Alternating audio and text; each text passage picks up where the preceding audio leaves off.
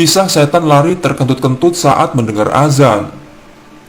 Dari sabda Rasulullah dalam hadis sahih, kita jadi tahu salah satu kebiasaan setan, bahwa ketika mendengar suara azan, setan dari golongan jin lari menjauh hingga terkentut-kentut.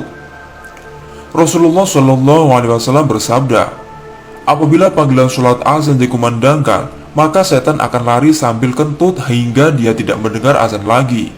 Hadis riwayat Bukhari dan Muslim. Mengapa setan lari saat mendengar azan?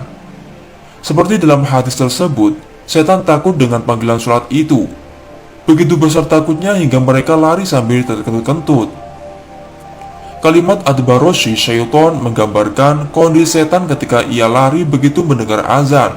Terang Syekh Majdi Abdul Wahab Al-Ahmad dalam Syarah Hisnul Muslim. Sebab ia menganggap azan sebagai sesuatu yang sangat besar dan menakutkan, hingga ia pun setan akhirnya terkentut-kentut. Itulah yang terjadi.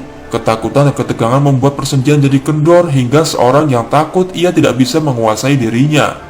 Saluran seni dan kotoran menjadi terbuka hingga bisa mengompol atau terkentut. Setan mengalami terkentut ini. Lalu, mengapa setan begitu takut dengan suara azan melebihi takutnya pada ayat-ayat Al-Quran secara umum?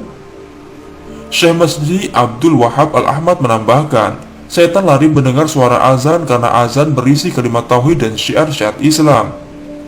Setan juga putus asa dalam menggoda seorang ketika terdengar pernyataan tauhid.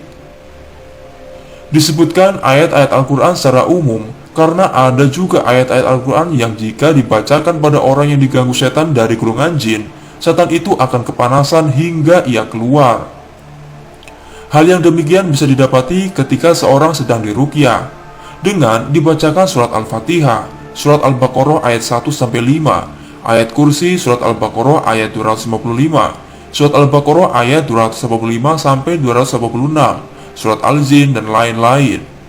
Setan akan kepanasan dan akhirnya keluar dari tubuh orang yang diganggunya. Kalaupun ada setan dari golongan jin yang berusaha bertahan, kadang ia malah terbakar karenanya. Wallahu a'lamu bishawab.